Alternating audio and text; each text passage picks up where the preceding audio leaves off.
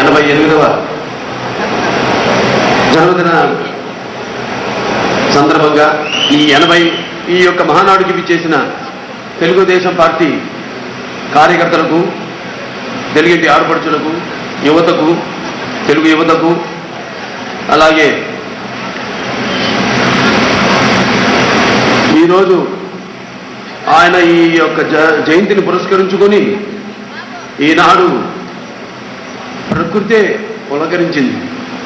ఈ మండుటి వేసవి కాలంలో ఈ యొక్క ప్రకృతి ఎలా మారిందో, ఎంత హాయిగా పరచూరు గోపాలకృష్ణ గారు అన్నట్టు పంచభూతాలకి స్వరూపం శ్రీ నందమూరి తారక రామారావు గారు.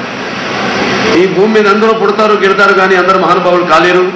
ఒక మనిషి మహోన్నత విద్యాపథంలోకి నడవాలంటే, అత్యున్నత శిఖరాలకి ఎదగాలంటే సత్సంకల్పం కావాలి, అకుంఠిత దీక్ష కొనాలి. నీ దారిలో నువ్వు నడవాలి.